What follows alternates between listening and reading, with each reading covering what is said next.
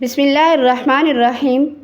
ناظرین، اس دنیا میں کون ایسا ہے جس کی کوئی نہ کوئی ضرورت نہ ہو، اور قدرتی بات ہے کہ جب آدمی کی ضرورتیں پوری نہیں ہوتی تو وہ پریشان ہوتا ہے، پریشانی دور کرنے کی تدبیریں سوچتا ہے، ہر طرف نظر دوڑاتا ہے کہ کس سے اپنی پریشانی بیان کرے، کس کے سامنے اپنی ضرورت رکھے۔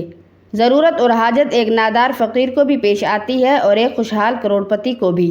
کسی کو رہنے بسنے کے لیے مکان کی ضرورت ہے، کسی کو بدن ڈھانپنے کے لیے کپڑے کی ضرورت ہے، کسی کو اپنے بچوں کی شادی کرنا ہے اور واجبی خرچ کے لیے بھی کچھ نہیں ہے، کسی کا کاروبار نہیں چل رہا، کسی کے پاس اتنا نہیں کہ بچوں کو تعلیم دلا سکے، کوئی بیمار ہے اور صحت کے لیے ترس رہا ہے، کسی کو ملازمت کی ضرورت ہے اور کسی کو ملازم درکار ہے۔ غرض دنیا میں خدا کے بندوں کی ضرورتیں گو نہ گو ہیں۔ دوسروں کو چھوڑیے، خود اپنی زندگی پر غور کیجیے۔ آپ کی کتنی ضرورتیں ہیں جن کے لیے ہم پریشان رہتے ہیں؟ ہم بہت بڑے غنی ہیں اور ہمارا مقام بہت ہی بلند ہے۔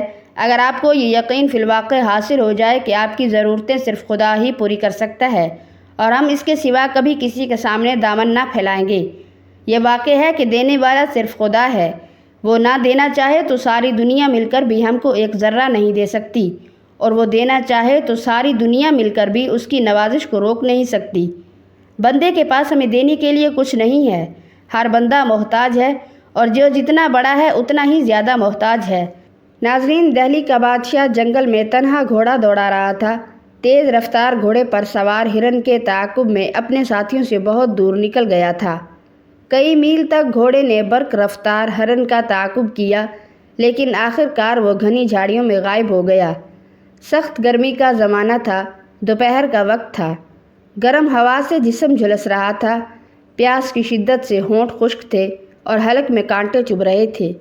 شاہ جہاں نے گھوڑا روک کر جسم سے پسینہ پونجا اور سوچنے لگا کہ اب پانی کی تلاش میں کدھر جائے۔ گھوڑا بھی گرمی کی شدت سے ہانپ رہا تھا۔ کئی میل چلنے کے بعد کسی بستی کے آثار نظر نہ آئے، البتہ بہت دور کچھ جانور چرتے نظر پڑے اور بانسری کی آواز بھی تیز جھونکوں کے ساتھ محسوس ہوئی۔ بادشاہ نے اسی سمت اپنے گھوڑے کی باگ موڑ دی۔ چند میل چلنے کے بعد وہ جانوروں کے قریب پہنچے۔ بانسری کی آواز اب صاف سنائی دے رہی تھی۔ کوئی منچلا بڑی دردناک آواز میں بانسری بجا رہا تھا۔ بادشاہ نے گھوڑا روکا۔ کچھ فاصلے پر دیکھا کہ ایک نوجوان شکستہ حال اور میلے کپڑے پہنے ایک درخت کے نیچے بڑی بے نیازی کے ساتھ ریت پر نیم دراز ہے اور دنیا کی ہر فکر سے آزاد بڑی مستی کے ساتھ بانسری بجا رہا ہے۔ بادشاہ دیر تک اسے دیکھتا رہا۔ کیا اس جنگل کا بادشاہ یہی شکستہ حال نوجوان ہے؟ شاہ جہاں نے سوچا۔ نوجوان بانسری بجانے میں مگن تھا۔ اس نے سر اٹھا کر ایک نظر دیکھا۔ ہو نہ ہو کوئی شکاری ہوگا، دل میں سوچا، اور بانسری بجانے لگ گیا۔ بادشاہ اس کے قریب پہنچا اور پوچھا، میاں صاحبزادے، یہاں کہیں پانی پینے کے لیے بھی مل جائے گا؟ شاہ جہاں کا شاہانہ لباس اور شاندار گھوڑا دیکھ کر چرواہا چونکا، مگر جلد ہی سنبھل کر بولا، یہاں پانی کہاں؟ پانی تو بستی میں ملے گا۔ تھوڑی ہی دور بستی ہے۔ ہاتھ کے اشارے سے چرواہے نے رہنمائی کی اور پھر بے نیازی کے ساتھ بانسری بجانے لگا۔ جانور چر رہے تھے اور وہ بانسری بجانے میں مست ہو گیا۔ شاہ جہاں گھوڑے پر سوار ہو کر جانے کی سوچ ہی رہا تھا کہ نوجوان نے پوچھا، کیا تمہیں پیاس لگی ہے؟ ہاں بھائی، پیاس سے برا حال ہے، شاہ جہاں نے اس عاجزی سے کہا کہ گویا آج چرواہا ہی بادشاہ ہو۔ چرواہا اٹھا اور درخت کی جڑ میں رکھا ہوا میلا کچیلا برتن اٹھا لایا۔ لو، یہ پی لو، اس میں پانی ہے۔ شاہ جہاں نے بے قراری کے ساتھ پانی اپنے حلق میں انڈیل لیا۔ پیاس کی شدت سے شاہ جہاں بوکھلا گیا تھا۔ پانی تو اس نے پہلے بھی پیا تھا، لیکن آج تو اسے ایسے محسوس ہوا کہ شاید ایسی نعمت اسے کبھی نہیں ملی تھی۔ وہ احسان مندی اور پیار کی نظروں سے چرواہے کو دیکھتے ہوئے بولا، میاں صاحبزادے، تم رہتے کہاں ہو؟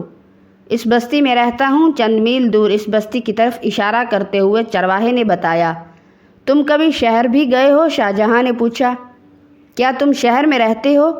دہلی میں لال قلعہ ہے نا، وہاں ایک بہت بڑی مسجد ہے، وہ ہمارے بادشاہ نے بنوائی ہے۔ کیا تم وہیں رہتے ہو؟ میں ایک بار باپ کے ساتھ وہاں گیا تھا، چرواہے نے جواب دیتے ہوئے کہا۔ تم کل وہاں آ جانا لال قلعہ میں، اور دیکھو کوئی چیز لاؤ، تمہیں میں کچھ لکھ کر دے دوں۔ بادشاہ نے انعام سے نوازنا چاہا۔ کیا تم لال قلعہ میں رہتے ہو؟ تب تو تم نے شاہ جہاں بادشاہ کو ضرور دیکھا ہوگا۔ چرواہے نے حیرت سے شاہ جہاں کو دیکھتے ہوئے کہا، میں شاہ جہاں ہوں۔ بادشاہ نے جواب دیا، تم بادشاہ، ہمارے بادشاہ؟ حیرت سے چرواہا بادشاہ کو دیکھتا رہ گیا۔ اسے یقین نہیں آ رہا تھا کہ وہ واقعتاً شاہ جہاں کو دیکھ رہا ہے۔ آج چرواہا اپنے بادشاہ سے باتیں کر رہا تھا۔ اسے اپنی قسمت پر رشک آ رہا تھا۔ آج بادشاہ اس کا مہمان تھا، مگر وہ ڈر رہا تھا کہ اس نے بادشاہ کو بڑی بے رخی سے جواب دیا تھا۔ وہ کچھ سوچ میں پڑ گیا۔ بادشاہ نے اس کا سکوت توڑتے ہوئے کہا، تم ہمارے پاس آنا، ہم تمہیں انعامات دیں گے۔ دیکھو، پیڑ کی چھال اٹھا لاؤ۔ اور بادشاہ نے پیڑ کی چھال پر کوئلے سے کچھ لکھ کر اس کو دیا۔ تم یہ لے کر لال قلعہ میں آنا، میں تمہارا انتظار کروں گا۔ اور شاہ جہاں وہاں سے لوٹ آیا۔ کئی دن گزر گئے۔ شاہ جہاں اپنے میزبان کا بے چینی سے انتظار کرتا رہا۔ وہ سوچ رہا تھا، میں اپنے میزبان کو انعام دے کر مالا مال کر دوں گا۔ جمعہ کا دن تھا۔ بادشاہ جمعہ کی نماز پڑھنے کے لیے جامع مسجد جا چکا تھا۔ لال قلعہ میں کئی روز سے چرواہے کا انتظار تھا۔ آج دوپہر کے وقت چرواہا قلعہ کے پھاٹک پر پیڑ کی چھال لیے ہوئے پہنچا تو قلعے کے محافظوں نے اسے ہاتھوں ہاتھ لیا اور اسی وقت 2 سپاہیوں کے ساتھ اسے شاہ جہاں کی خدمت میں جامع مسجد بھجوا دیا۔ چرواہا ڈرتا رہا، سہمتا جامع مسجد کے اندر داخل ہوا۔ جمعے کی نماز ہو چکی تھی، لوگ جا چکے تھے، کچھ جا رہے تھے۔ بادشاہ کے درباری جامع مسجد میں موجود تھے۔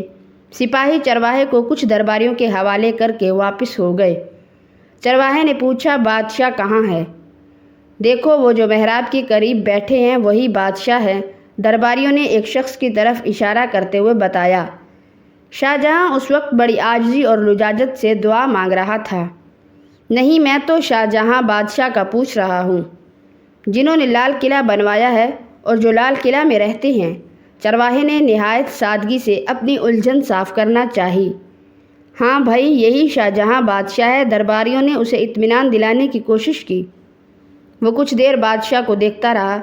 اس کی سمجھ میں کچھ نہیں آ رہا تھا کہ ایک شخص دونوں ہاتھ پھیلائے گڑ گڑا کر فقیروں کی طرح کیا مانگ رہا ہے اور کیوں مانگ رہا ہے۔ اس سے رہا نہ گیا۔ اس نے پوچھا، یہ بادشاہ کیا مانگ رہے ہیں اور کس سے مانگ رہے ہیں؟ یہ تو بادشاہ ہیں، لال قلعے والے بادشاہ۔ ہاں، یہ خدا سے مانگ رہے ہیں۔ خدا سے ہر ایک مانگتا ہے، چاہے وہ بادشاہ ہو یا فقیر۔ چرواہا ایک دم خاموش ہو گیا، پھر یکایک وہ ایک طرف کو چل دیا۔ درباریوں نے اسے جاتے دیکھ کر روکنا چاہا، لیکن وہ کسی طرح نہ رکا۔ لوگوں نے اسے بہت روکا، جانے کی وجہ پوچھی، لیکن اس نے کچھ نہ بتایا اور اپنی راہ کو ہو لیا۔ شاہ جہاں جب دعا سے فارغ ہوئے، خادم بادشاہ کو لینے دوڑے۔ خادموں نے شاہ جہاں کو بتایا کہ چرواہا آیا تھا۔ بادشاہ نے بڑی بے چینی سے پوچھا، کہاں ہے وہ؟ شاہ جہاں تو کئی دن سے اپنے میزبان کا بڑی بے قراری سے انتظار کر رہا تھا۔ لوگوں نے بتایا کہ وہ واپس چلا گیا ہے۔ ہم نے اسے بہت روکا، لیکن وہ رکا نہیں۔ بادشاہ نے اسی وقت کچھ لوگوں کو گھوڑوں پر دوڑایا۔ تھوڑی ہی دیر کے بعد وہ لوگ اس نوجوان کو لے کر واپس آ گئے۔ بادشاہ نے عزت کے ساتھ نوجوان چرواہے کو اپنے پاس بٹھایا۔ دیر تک اس کی خاطر تواضع کرتے رہے، لیکن چرواہا جیسے ہر عزت و اکرام سے بے نیاز تھا۔ شاہ جہاں نے اس سے پوچھا، میاں، تم مجھ سے ملنے آئے تھے اور پھر ملے بغیر ہی واپس ہو گئے، آخر کیوں؟ وہ خاموش رہا۔ شاہ جہاں نے دوبارہ اسے متوجہ کیا، میاں، میں تو تمہارا بڑی شدت سے انتظار کر رہا تھا اور تم ملے بغیر ہی واپس جا رہے تھے۔ بتاؤ تو صحیح، آخر بات کیا ہوئی؟ میں آپ سے انعام لینے آیا تھا، مگر میں نے دیکھا کہ آپ تو خود ہاتھ پھیلا پھیلا کر مانگ رہے تھے۔ جب آپ خود مانگ رہے تھے تو بھلا مجھے کیا دیتے؟ میں نے دل میں فیصلہ کیا کہ میں بھی کیوں نہ اسی سے مانگوں جس سے آپ مانگ رہے تھے۔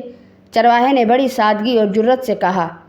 ناظرین، اس کہانی کی تاریخی حیثیت کیا ہے اور کہاں تک یہ صحیح ہے، ہمیں اس سے کوئی بحث نہیں۔ ہمیں تو مطلب اس ایمان افروز سبق کا ہے جو اس واقعے سے ملتا ہے۔ اگر یہ واقعہ من گھڑت ہے تو بھی یہ حقیقت ہے کہ چرواہے کی زبانی ایسی تعلیم دی گئی ہے جس پر جتنا غور کریں گے ایمان و یقین میں اضافہ ہی محسوس کریں گے۔ ناظرین، ہم جب بھی کسی پریشانی میں مبتلا ہوں، جب بھی کوئی حاجت اور ضرورت ہو، ضرورت چھوٹی ہو یا بڑی، دینی ہو یا دنیاوی، اپنے رب کی طرف رجوع کریں، اس کے سامنے اپنی حاجت رکھیں اور اس یقین کے ساتھ کہ وہ ہم کو مایوس اور نامراد نہ لوٹائے گا۔ اس انداز فکر و عمل سے ہمیں وہ استغنا، اطمینان اور بے نیازی حاصل ہوگی کہ اس دولت کا مقابلہ دنیا کی کوئی دوسری دولت نہیں کر سکتی۔ خدا سے مانگنے کا طریقہ اور اس کے آداب سکھاتے ہوئے خدا کے رسول صلی اللہ علیہ وآلہ وسلم نے اپنی امت کو صلاۃ الحاجت پڑھنے کی ہدایت فرمائی ہے، یعنی وہ 2 رکعت نفل نماز جس کے بعد بندہ خدا کے حضور اپنی حاجت رکھے۔ 2 رکعت صلاۃ الحاجات پڑھتے وقت دل میں نیت کر لیں، جس چیز کی بھی ضرورت ہو نفل پڑھنے کے بعد پھر یہ دعا مانگیں اور اپنی نیت دل میں رکھیں اور جو مراد ہو وہ بھی مانگیں، انشاءاللہ قبول ہوگی۔